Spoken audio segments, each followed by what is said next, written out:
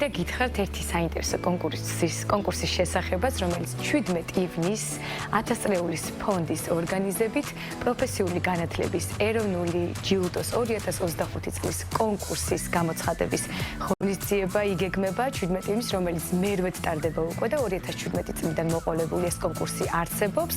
თუ ვინ იქნებიან კონკურსის მონაწილეები, რა ჯილდოს მიიღებენ ისინი, რომელ კატეგორიებში დაჯილდოვდებიან, ამის შესახებ უფრო დეტალურად ჩვენი სტუმარი ქალბატონი მაგდა მაღრაძე ისაუბრებს, რომელიც გახლავთ 1000 წლეულის ფონდის აღმასრულებელი დირექტორი.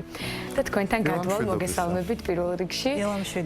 საინტერესო არის, აი როგორ რა მიზანი აქვს ამ ჯილდოს და რა არის საერთოდ ამ კონკურსის მიზანი?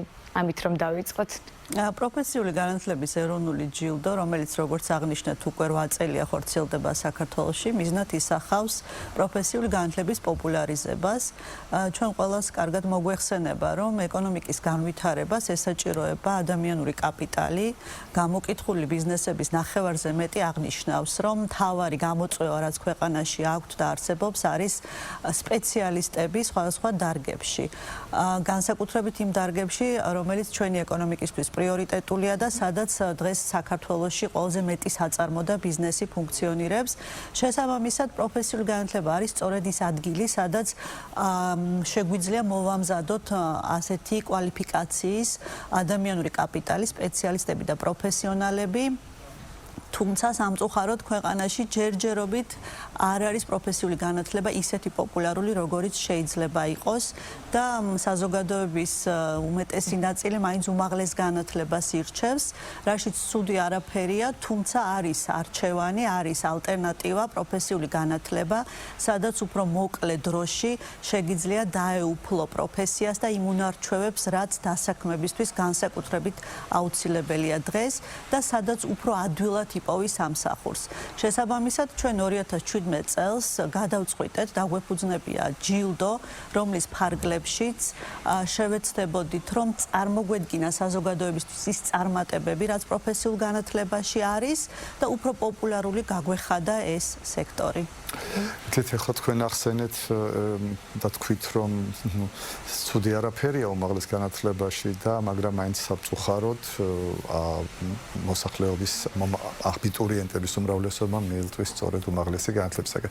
მე მაინც ვიტყოდი, რომ მართლაც სამწუხაროა ეს ფაქტი, რომ უმრავლესობა იმ მხრივ, რომ მართლაც ძალიან დიდი დეფიციტია ბაზარზე იმ კადრების, რომლებიც უშუალოდ ქმნიან პროდუქციას და პროფესიული განათლება ერთ-ერთი პრიორიტეტული და წამყვანი უნდა იყოს. ამას თავისი გარკვეული ტრადიცია გააჩნია, რატომ ირჩევენ უმაღლეს განათლებას, თუმცა ეს ძალიან კარგია, როდესაც თქვენ ხელს უწყობთ ამ კონკურსით პროფესიული განათლების ინტერესის გაღვიძებას ახალგაზრდებში, მაგრამ ამისი მიზეზი შეიძლება იყოს ისიც, რამდენად ღირებულია მათი პროფესია მეგულისხმობა ანაზღაურების თვალსაზრისით. თუ ბიზნეს სექტორი ძალიან წუხს, რომ მას არ ყავს ეს კადრები, პირველი შეთავაზება რაც უნდა იყოს მათგან, ეს უნდა იყოს მაღალანაზღაურებადი და ასეთ შემთხვევაში ნამდვილად დავივიწყებთ 2 და 3 დიპლომს უმაღლესი განათლებისას, თავისი მაგისტრატურით და დოქტორანტურით და უფრო პროფესიული განათლებისაკენ კი წავალ. მე რა მინდა გითხოთ, იცით რა აი ამ 8 წელმა რა გვაჩვენა საბოლოო ჯამში, იზრდება თქვენ სტატისტიკა გაქვთ ძალიან კარგად მოყვანილი თქვენს პროგრამაში, დაინტერესებული კოლეჯების, პროფესიული სასწავლებლების მონაწილეობა ამ კონკურსში და რაც მთავარია, აქ კონკურსში კიდევ მონაწილეობენ თავად სტუდენტები და ახალგაზრდობა. იზრდება, მზარდია ეს სტატისტიკა თუ გარკვეული ცვლილებებია კლებადობისკენ? პროფესიული განათლება ნამდვილად უფრო პოპულარულია დღეს, ვიდრე იყო 2017 წელს. კონკურსში მონაწილეობას გულისხმობთ. დიახ, უფრო მეტი ბიზნესი ჩაერთო პროფესიული განათლების განვითარებაში.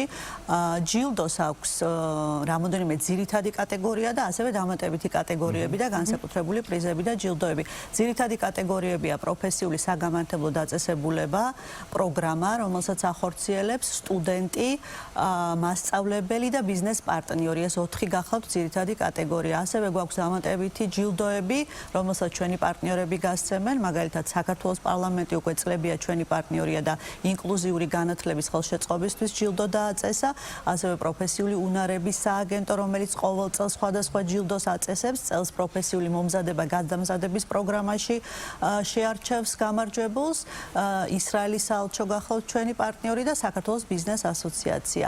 ნუ რა შეიცვალა 8 წლის განმავლობაში? ბევრი რამ შეიცვალა პროფესიულ განათლებაში, უფრო მეტი პროგრამა გვაქვს დღეს, რომელიც შრომის ბაზრის მოთხოვნებს პასუხობს. მათ შორის ჩვენი ფონდიც აქტიურად არის ჩართული ამ საქმეში და 60-ზე მეტი ახალი საგამართლებლო პროგრამა შემოვიტანეთ საქართველოში პროფესიულ განათლებაში.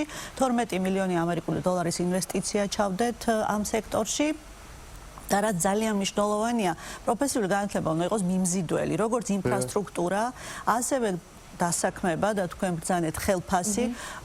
ანაზღაურების ნაწილში ბუნებრივია ჩვენ ვერ ჩავერევით და ამას შრომის ბაზარი განსაზღვრავს თავისუფალი, ასე ვთქვათ, ეკონომიკის პირობებში.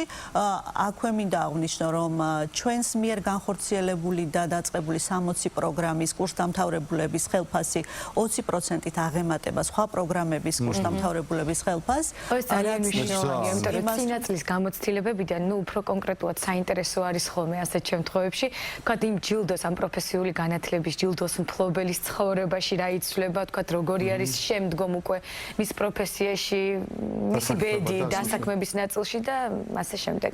ეს საინტერესო ჯილდო ნამდვილად ეხმარება სტუდენტებსაც, მასწავლებლებსაც, რა თქმა უნდა, ბიზნეს პარტნიორებს და პროფესიულ საგამართლებლო დაწესებულებას, სადაც ძირითადი კატეგორიები, სადაც ძირითადი პრიზები გაიცემა, ეხმარება, რა თქმა უნდა, უფრო პოპულარულები გახდნენ, უფრო კარგი სამსახური ნახონ, რაც მთავარია, ყველა სტუდენტი, ვინც დაამთავრა, თავის პროფესიაში მუშაობს და წარმატებით მუშაობს.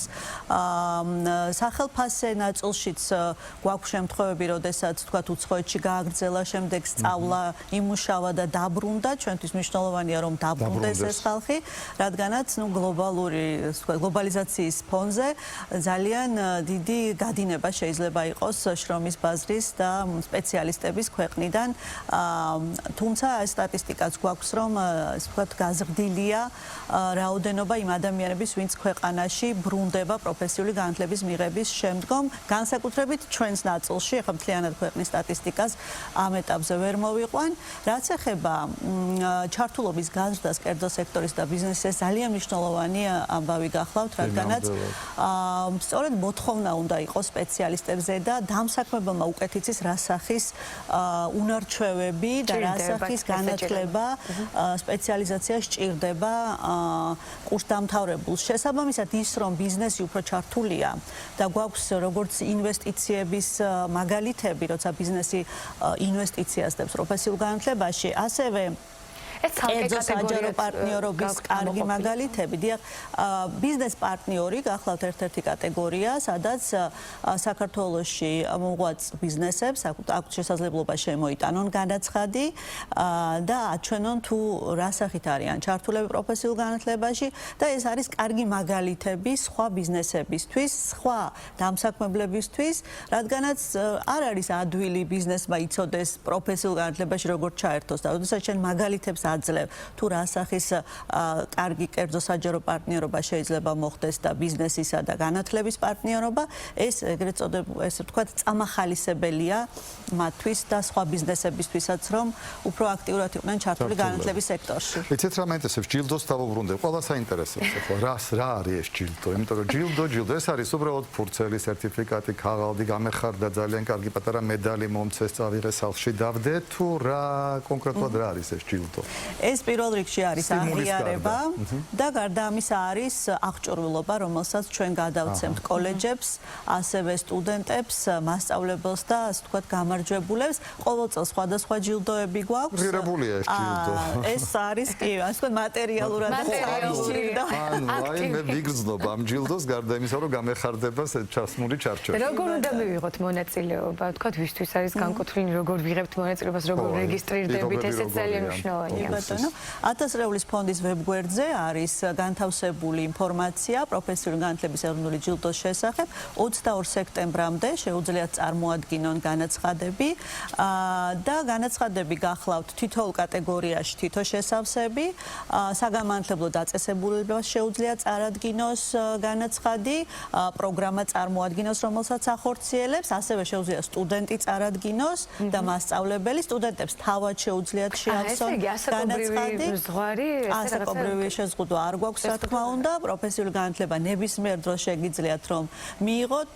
ერთ-ერთ წელს ყავდა 65 წლის ადამიანი, რომელმაც მიიღო პროფესიული განათლება და მეფუტკრეობა განავითარა აჭარაში, თავის რეგიონში და ძალიან კარგი მაგალითები და წარმატებულებებიც იქნება. ასევე ქალები ეგრეთ წოდებულ არატრადიციულ პროფესიებში ჩართული ინჟინრები, ლოკომოტივის მემანქანები და ასე შემდგომ. ძალიან საინტერესო არეალი გვაქვს. და ბოლოს ერთი ძალიან მნიშვნელოვანი საკითხი კიდევ, იმიტომ რომ ეს ყველა საინტერესებს. ერთია მე ვიღებ მონაწილეობას კონკურსში, მეორე ვინ მაფასებს. ვინ არის ის და რამდენად დაცულია ამ შემთხვევაში ის, რომ შენარჩუნებული იქნება აბსოლუტურად ობიექტური შეფასების კრიტერიუმები და დამაჯილდოებენ არა მეგობრობა ნაცნობობის და ახლობლობის შესაძლებელი ბიზნესის სფეროდან ჩემი მართლაც დამსახურებისა და გამო. ძალიან კარგი შეკითხვა გახლავთ. დამოუკიდებელი ჟიური აფასებს ყველა ეტაპს, 3 ეტაპისგან შედგება შეფასება. პირველ ეტაპზე არის საბუთების, ანუ წარმოდგენილი აპლიკაციების განაცხადების შეფასება. მეორე ეტაპზე არის პრეზენტაცია უკვე ნახევარფინალისტებთან. შემდეგ ფინალისტების იდენტიფიცირება ხდება კვლავ დამოუკიდებელი ჟიურის მიერ და ბოლოს უკვე ფინალი, სადაც გამარჯვებულებს აფასებენ და გამოავლენენ და ჟიური შედგება დარგის სპეციალისტებისგან. ანუ დარგის სპეციალისტები არიან ძირითადად. დარგის სპეციალისტები, კერძო სექტორი, მედიის წარმომადგენლები, რაკეტ PR-ზე და ასე ვთქვათ პროფესიული განათლების პოპულარიზებაზე გვაქვს საუბარი და ნუ რა თქმა უნდა ექსპერტები, როგორც საერთაშორისო, ასევე ადგილობრივ. ანუ მესამე ეტაპი როგორც მივხვდი გასაუბრების ფორმატი არის, ხო? ბოლო ეტაპი გახლავთ პრეზენტაცია, აქვს შესაძლებლობა ნახევარფინალის წარმოადგინოს ის სიკეთეები, რასაც ქმნის პროფესიულ განათლებაში და აქ ხდება უკვე ჟიურის ჩართულობით დადგენა თუ ვინ იქნება გამარჯვებული 2025 წლის. ძალიან დიდი მადლობა, ძალიან საინტერესოა ეს ყველაფერი იმის გამო, რომ კიდევ ერთხელ პოპულარიზაცია პროფესიული განათლების არის უმნიშვნელოვანესი, ასე რომ დიდი მადლობა თქვენ, რომ ასეთი ჯილდოები დააწესეთ და ყველას ვურჩევ მიიღოს მონაწილეობა ამ კონკურსში, იმიტომ რომ კარგი ჯილდოები ყოფილა, რა თქვენ ძალიან კარგად გამოგადგებათ თქვენს მომავალ საქმიანობაში. ორმესი მადლობა სტუმრობისთვის.